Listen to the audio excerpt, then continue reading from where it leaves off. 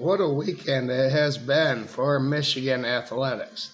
As tomorrow night at 7 o'clock, Michigan looks to make their third Final Four this weekend.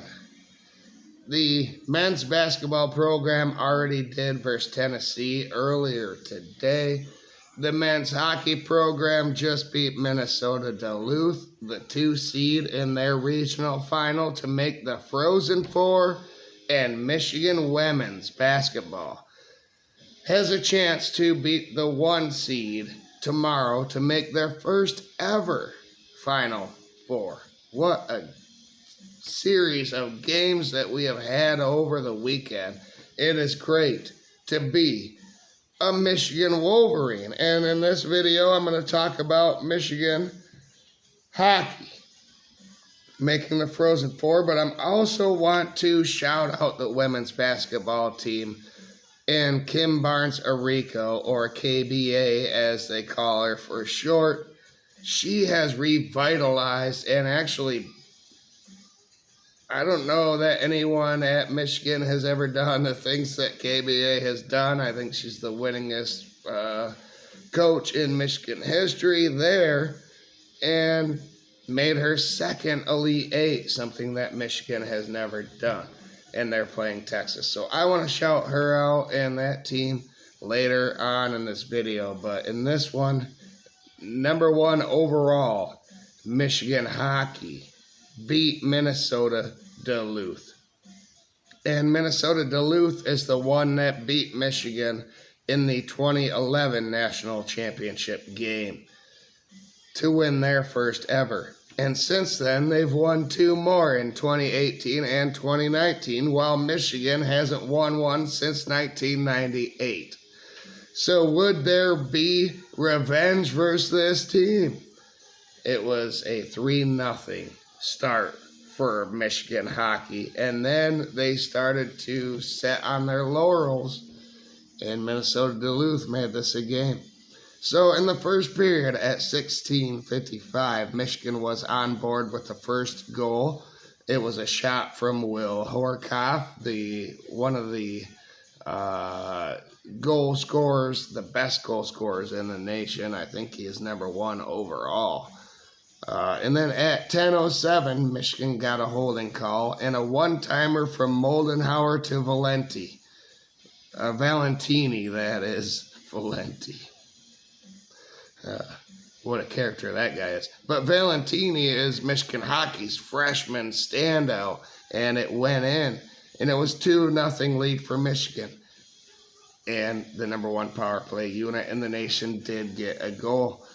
Duluth then got a power play just after that, and Garrett Shifsky got another shorthanded goal for Michigan at the 7:27 mark in the first period. It was 3-0 Michigan, just like that. Then Michigan killed the rest of that penalty after they scored. At 3:48 left, Duluth got another power play chance. They had a shot off the crossbar, but Michigan killed again. In the second period, 20 seconds in, Duluth had a 1-on-0, one on the goalie, and it went off the post. Thank God. Then Michigan missed a breakaway of their own to start the second period. Duluth was attacking very well until they penalized Michigan at 13:30. Duluth did kill that penalty for Michigan's power play. Muscat then hit a post to no avail. Both teams were getting kind of sloppy and frenetic until the 4:42 TV timeout in the second period. Yet Duluth had no shots on goal for about 11 minutes. Michigan's defense held their own after they were up 3-0. But then the dam would break and water would start pouring in as Shifsky was called for a bullshit penalty at 1:29 left in the second. Michigan got out of the second period without a goal allowed and led 3-0 still. But to start the third period, Bentz and Duluth scored the power play goal. Seconds in, it was 3-1 Michigan. We had a game once again. And at 16:53, Michigan overwhelmed Duluth with a Jaden Perron goal. And it was 4-1 Michigan.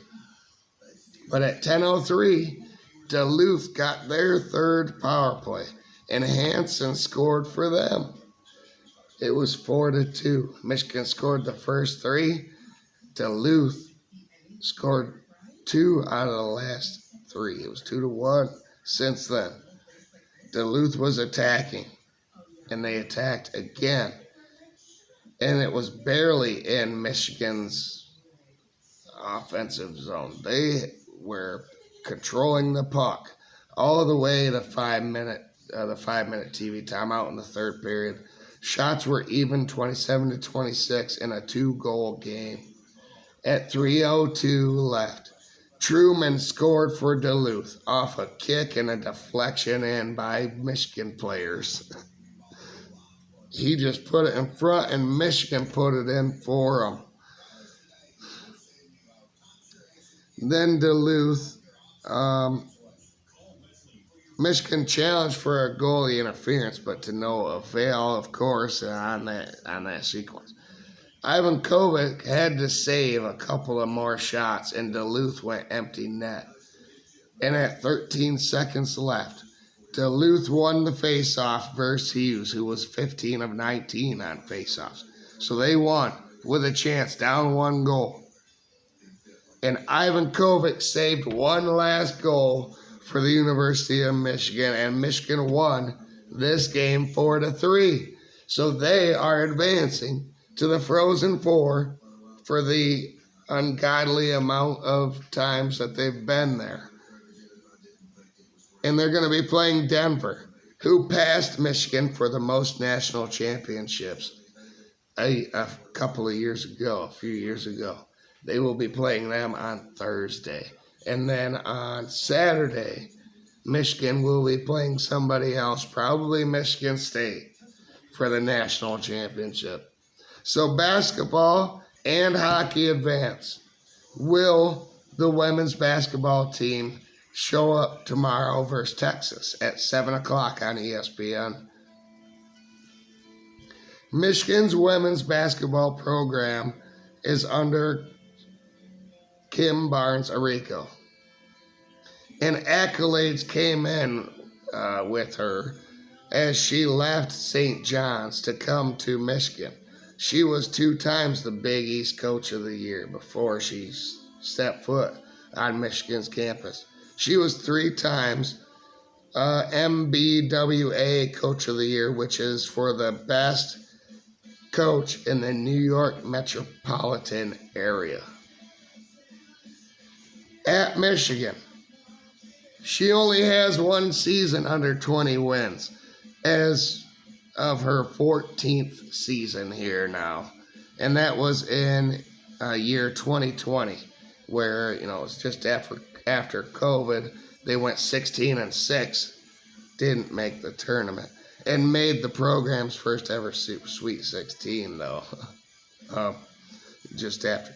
Michigan then made their first ever Elite 8 under KBA. And now Michigan is looking for a Final Four.